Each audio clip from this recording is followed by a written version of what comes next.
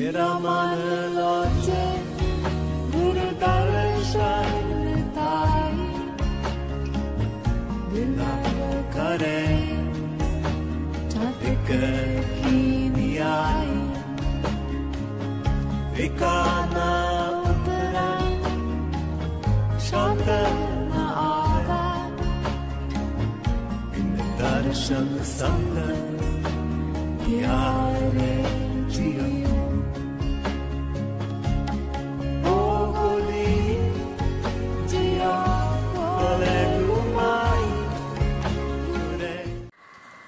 Здравейте, скъпи приятели! Днес ще направим един разклад на тема разговор с нашия висш аз.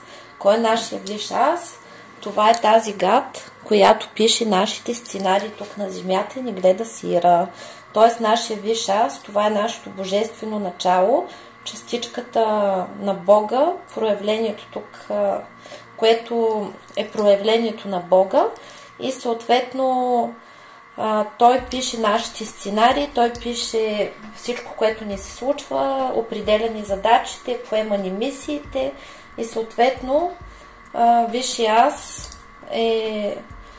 не е заинтересован от това как сме, добре ли сме, колко ще е тежко, той се интересува единствено и само от принципа на еволюцията. И избира нашите задачи така, че да израстваме, да вървим напред и да имаме съответните облаги. И сега искам да направим един разклад, в който ще проведем разговор с нашия висш аз, за да може да разберем каква му е идеята, какви неща предстоят, как си учим уроците и съответно да знаем, че всичко ще бъде наред, че той пише нашите задачи спрямо нашите възможности. И аз на моя личност съм му обещала, че само да си кача много бой ще яде, но той винаги, когато имам среща с него, тогава винаги ми се подмазва, защото нещо поправям и някакви блага получавам и съответно винаги му се разминава. Така, да започваме сега. В момента нашия висш аз ни съобщава, че сме в период, в който се изчиства нашата душа. Нашата душа в момента се изцелява от всевъзможни страдания, от негативни спомени, от неща, които сме преживяли и се изцелява нашата лична реализация и щастието ни. Много от вас в момента се намират в самота и по една или друга причина са ги принудили да бъдат сами. Това е защото трябва да се научим да бъдем независими. В момента уроците, които преживяваме, да бъдем цялостни личности. Ерата на половинките приключи. За първи път от създаването на пламъците близнаци сега вече ги разделят и всички ще бъдем цялостни. Затова е изключително важно за възстановяването на нашето вътрешно мъжко и женско начало, за да бъдем цялостни и независими. И основната задача е да се научим, че не може нашето щастие да зависи от някой друг човек. Нали? Това е робство. И съответно всички отношения, приятелските и любовните, в момента се намират в такава кармична ситуация, в която ни учат как ние да не зависим от друг човек и да бъдем цялостни и самодостатъчни. И принципът е такъв да надскочим кармичните взаимоотношения и да излезем на ново духовно ниво, тъй като всички страдания в живота и претенции, недоразумения настъпват от това, че ние имаме емоционално или кармично обсебване и обвързване с партньора. Всичко, което не е правилно, то носи страдания. Тоест нас ни готвят, за да живеем щастливо и без страдания. Също така в момента преживяваме много дълбока трансформация. В нашия живот се пренаписват историите. Ние получаваме уникалната възможност да пречистим своите родове и да спрем омагьосания кръг, в който нашите майки и баби са живели живота на своите предци и съответно ние имаме уникалната възможност в момента да пренапишем своите истории и с това се занимаваме, затова преживяваме много дълбока трансформация. В момента обнуляваме страшно много негатив и имаме уникалната възможност да започнем живота си на чисто и на ново. Колелото на съдбата се завърта в правилна посока и ние ставаме господари, тъй като новото време, в което настъпваме и прехода, към който се стремим и отиваме, който ще стане декември, това е новата реалност, където всички ще сме творци на своята реалност и за това от нас изискват отговорност, всички хора се събуждат и ще се учим да управляваме своите енергии. Тук сме изчистили страшно много негатив, който е бил магичен и сме го изпратили във Висшия съд на справедливостта. Нашия висш аз казва, че е доволен от нас, но имаме още да учим, тъй като все още в нашия живот има зависимости, има страсти, има все още магични войни, ние сме все още под влиянието на емоциите и се учим как да бъдем спокойни, центрирани, учим си да пазим своя център и да бъдем Бог в своето пространство. В момента всичко се руши, всичко неправилно се руши, ние се изчистваме от негативна карма от минали животи, от лична негативна карма, от семейна карма, от родова карма, от карма на отношенията, унищожават се всички кармични възли, анулират се всички контракти за сложни и тежки отношения, изчиства се кармата върху здравето, върху финансите, върху любовта и секса, върху кариерата и реализацията и взаимоотношенията с другите хора. И се изчистваме от всевъзможен негатив, от всичкото всевъзможно негативно кълдасво, видаство, магически, енергетически негатив, всичкото всевъзможно вълшебство, всички проклятия, поръчи с глас, завист, зло, слова, дела, мисли, всички си възможни негативни програми, подпрограми, структури, програми, всякакъв род и произход от всички си възможни източници. Отварят ни се пътищата на любов, здраве, щастие, късмет, финансов просперитет, семейно щастие. Какво се показва? Че в момента се възстановява щастливата матрица на нашата съдба. И ние се стремим натам, преминаваме през различните трудности, но всичко, което в момента се руши и се случва за наше добро. Тъй като видяхме, че има магичен негатив, да видим какъв негатив се заминава завинаги от нашия живот, какво казва Висшия ни аз. Той е този, който разрешава кога нещо ще се замине безвъзвратно и кога трябва да продължим да повтаряме историята. Да видим кои са нашите врагове и какво са ни правили, какво се заминава завинаги от нас. Така, тук основно в момента проистича изчистване върху нашия род, върху нашия дом, изчистват се конфликти с близките ни хора, изчиства се семейния ни живот, върху нас като личност е посегателствано и ние възвръщаме себе си. Какъв още негатив изчезва? Възможността да имаме деца, изчистваме се от тъга, били са блокирани нашите потоци на изобилието, любовта, върху нея е посегателствано, върху интимния ни живот да няма такъв, върху финансите и комуникациите да няма правилна комуникация, нашите партньори рязко неочаквано да млъкват, да прекъсват комуникация с нас и без обяснение да изчезват, да бъдем отчаяни. Тук е направено така, че да не се търси помощ дори, да не случваме на добри партньори, да нямаме положение в обществото, да нямаме съпружество, да няма финанси, кариерна реализация. Тук има въздействие за дългови ями, за проблеми с закона, за затвори правилно на някои хора, да няма споделена любов и щастливи партньорски отношения, да се страда, да бъдете в отчаяние, да няма финанси, да има болести, за развод е правилно също така, да чакате и нищо да не се случва, да се тъгува, да няма сбъдване на мечти, да има да се отнасят с вас лошо хората, да има проблеми с властите, катаджи, глоби, катастрофи, такива неща, да бъдете ограбвани, крадници се унищожават и е произтекла 100% обратка на врага, безвъзвратна и завинаги. На всичкия този негатив се заминава безвъзвратно и завинаги от нашия живот с благословията на Висшия ни Аз. Благодарим. Няма само да се заканвам, че ще ядеш бой, а ще има и чат-пат. Благодаря. Какво ще иска да ни каже Висшия ни Аз в момента? В момента ни казва, че в нашия живот задължително ще има любов, тъй като много хора са се притеснили, че няма да има такава любов. Ще има. В момента любовният ви живот се уравновесява и много от вас се готвят да имат деца. Който чака беби, ще има, те самички изкочиха успешна бременност, очаква се щастлив живот.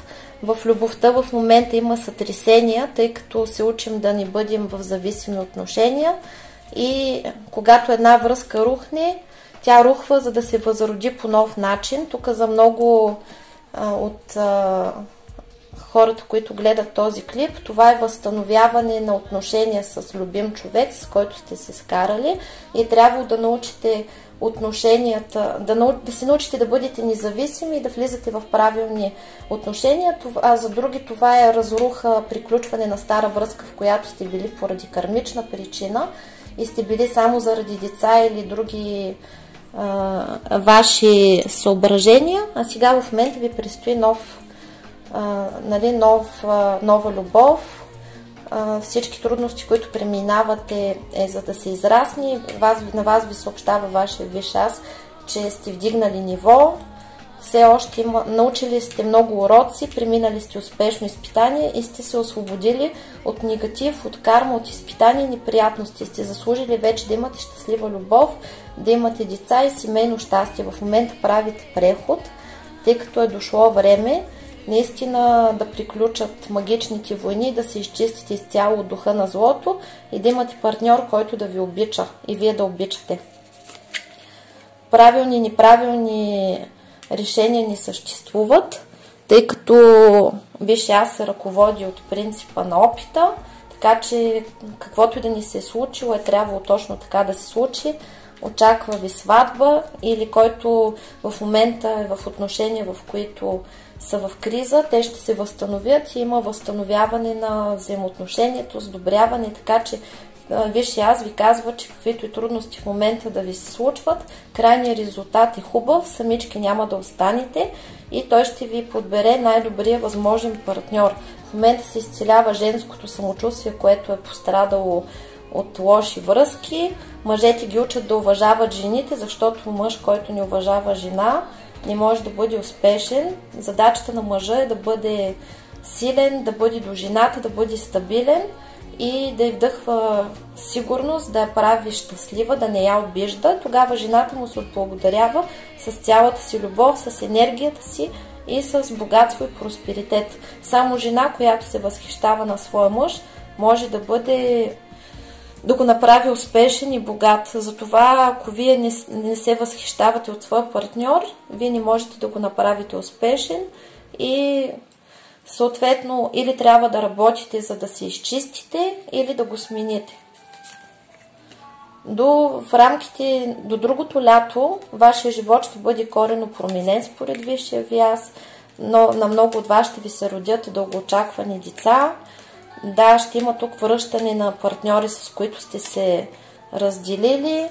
Тук се показва, че сте преминали през много нещастия, през много изпитания, стискали сте зъби и са се опитвали едва ли не да ви унищожат враговете, но вие вече имате защита от висшите сили и дошло време вече да се радвате на живота. И за мъжете това е времето, в което да се научат да бъдат истински мъже, а жените да се научат как да ни бъдат удобни за мъжете, за да могат да бъдат в правилна позиция. Женското искам разширява мъжкото мога. мъжът се развива чрез жената. На мъжа не му е нужна удобна женица, която да го покровителства, която да го гледа в очичките и да му бърши носленцето и газенцето и да си вика: ох, милички, горкички, колко му е тежко, как да му облегча животица и дай сега аз да съм удобничка, за да не му създавам и аз неприятности, защото миличкия той има. Това е ролята на майката. Също така в момента се учим да излизаме от зависими отношения. Как да разберете, че вие сте в зависими отношения? Вие сте в зависими отношения, когато вашето щастие зависи от присъствието, отсъствието на друг човек, както и от неговото поведение. И това е втренчване в конкретен човек и е мигна, пръдна, така ми каза, така ме погледна, не ми обръща достатъчно внимание и прочее. Това са зависими отношения, както и преди това, което изброих за майчицата. Нали, мъжете не могат да понасят подобни партньорски отношения. Мъжете са победители, мъжете са герои, те имат нужда от партньорки, които уважават себе си, от партньорки, които си знаят цената и няма да позволят лошо отношение към себе си. Мъжът уважава жената, която му казва: я иди да се гръмниш, когато той иска нещо от нея, което не е правилно, както или се държи неприлично, не се страхува да го заплаши, че ще го изгърми един тиган в главата или че ще му напълни задника със съчми. Мъжете уважават силните жени. В момента най-трудната задача на жените е, тъй като влезнахме в ролята на матриархата, да се научат да живеят самостоятелно и за себе си, тъй като до сега, стотици години наред, жената беше принудена да живее за децата, за мъжа, за семейството, да жертва живота си и да няма избор. И в момента най-главната задача на жената е да се концентрира върху себе си, върху своето удоволствие, хобита, реализация, да се научи да си живее живота и мъжа да бъде просто удоволствие за нея. Затова всички връзки в момента са кармични и обикновено мъжът е този, който е учител и провокира жената към израстване, като и създава различни неприятности, лошо поведение и двамата трябва да излязат от кармичните взаимоотношения, за да постигнат ново духовно ниво. Имате защита от висшите сили, не бива да се страхувате от нищо. Висши аз ви казва, че имате ключ за всички желания, очаква ви семейно щастие, ще имате собствен дом, успешна покупка на движими и недвижими имущества, също и коли. Кой за каквото мечтае, това има отговор да. Виж, аз му казва, че ще си го заслужи и ще го има и дори вече си го е заслужил.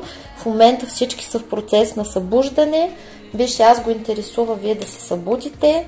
Той ви показва пътя и вие го следвате и каквото сте плакали, вече е свършило, вие сте си платили за бъдещото щастие. Затова не бива да завиждаме на никой, на когото нещо хубаво му се случва, защото не знаете човека с каква цена е платил за своето щастие. Очаква ви семейно щастие и уют.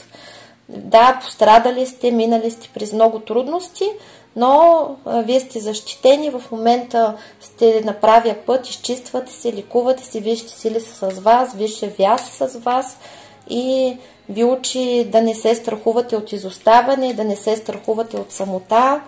Изцелявате се в момента от всевъзможни зависими отношения, в които до сега са съществували хората един с друг. Учите се да мислите позитивно, да не ви е страх от бъдещето, пренаписвате своята история и в момента звездите и звездната карта също се пренаписва, така че изначално сте дошли с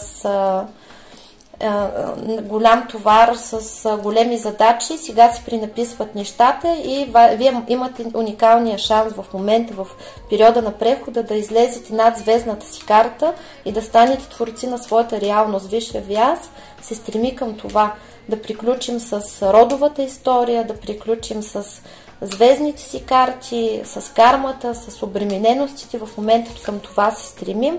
Остава още малко време и особено за тези, които в момента са изпаднали в голямо отчаяние и негативно мислене, се показва, че във вашия живот вече изгрява слънцето, той се трансформира в позитив. В момента се изцелявате от детски травми и много от вас отключват способности. Сега е времето, в което се събуждате, получават, всеки човек отключва различни способности, като ясновидство, яснослушане, енергийни способности, магични способности. Това е времето на духовно събуждане и Висшия Вяз ви казва, че в момента вече не е нужно да се състезавате с никого, да се съразнявате с никого.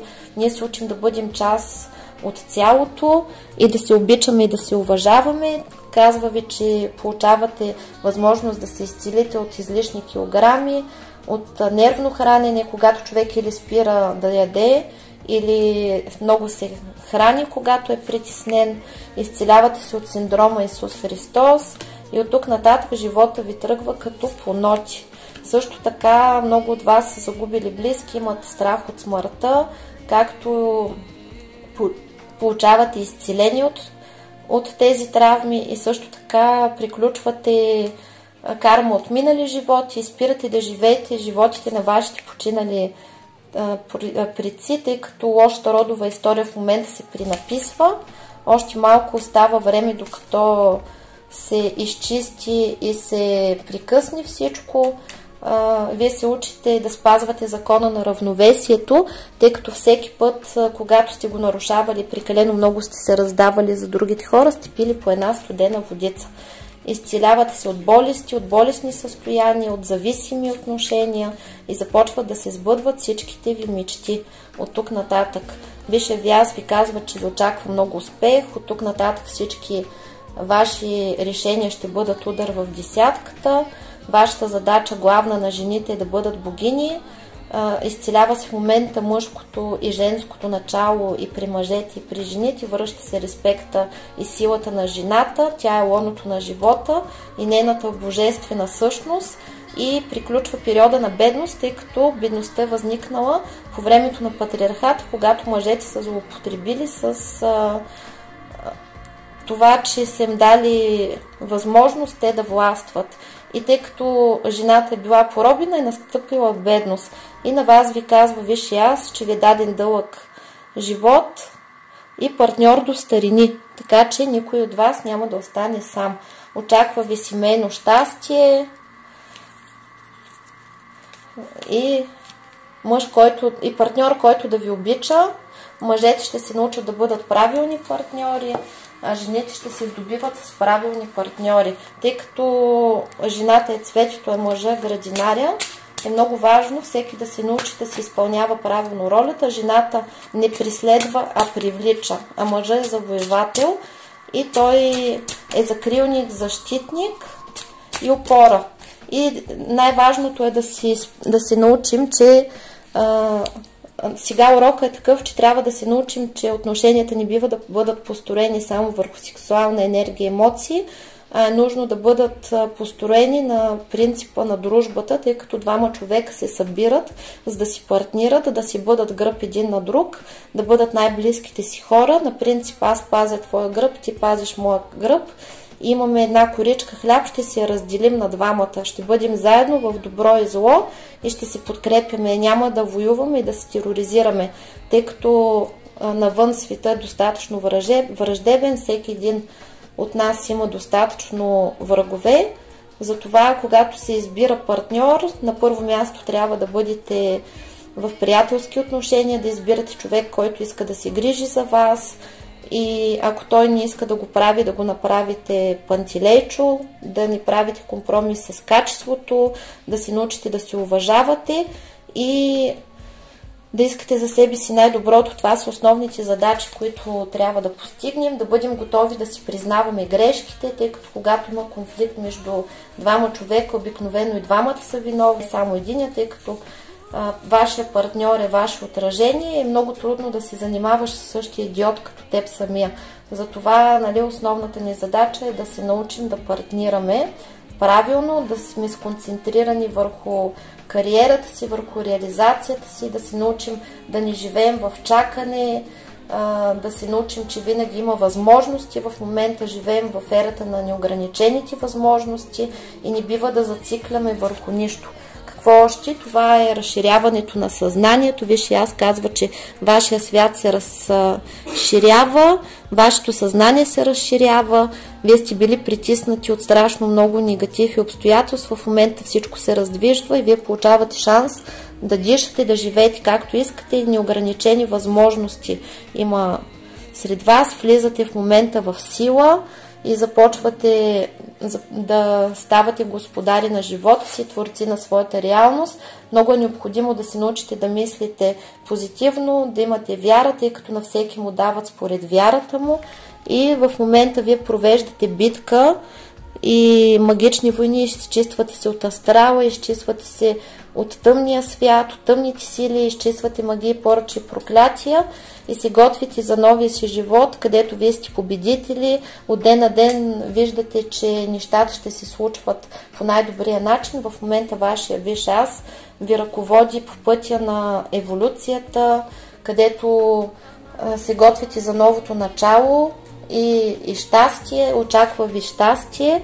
И също така ви очаква император, мъжете стават императори и жените се здобиват с императори. Тази карта е заговорена за сбъдване на ваше голямо желание. Тук виж, аз казва, че най-голямото ви желание ще бъде сбъднато и вие сте до него. Много от вас мечтаят за партньорски взаимоотношения, за това е до императора, а много мъже мечтаят за кариера, на успех в кариерата, финанси, както и много други жени мечтаят за успех в кариерата. Каквито и да са вашите желания, те приключват. В момента се освобождавате от лошата си родова история, където греховете на вашите предци, които са нарушавали законите на любовта, били са в любовни триъгълници, търпяли са се, защото така е трябвало и не са се обичали. В момента спира вече да ви влияе, вашия живот ще стане все по-добър. Когато на вас ви се случват различни неприятности, това ви казва висшия аз, той позволява да ви се случват, за да вървите напред по пътя, да търсите решение на проблема си, за да не се учите да търпите това, което вашите предци са търпяли. Вие за разлика от тях имате избор и имате възможността да учите, да движите напред, да решавате и да пренаписвате всичко. И също така ви очаква изобилие, радост, щастие. Трябва да се научите да бъдете по-егоистични.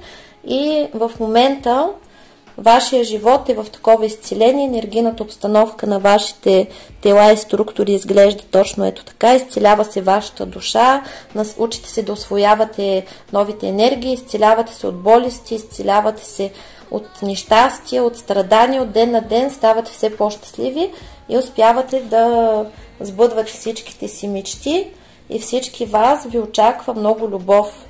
Такава любов, която стори от всякъде, хармония и когато човек е победител и се чувства прекрасно, в хармонично отношение, не му е необходимо нещо конкретно, за да бъде щастлив. Благодарим на висшия аз за посланието, за насоките, за разяснението какво точно се случва с нас, защо преживяваме различни неща и на къде се стремим и какво е нашето бъдеще. То е прекрасно. Благодарим. А на вас, приятели, до нови срещи и много усмивки, много щастие и много любов. Чао, чао!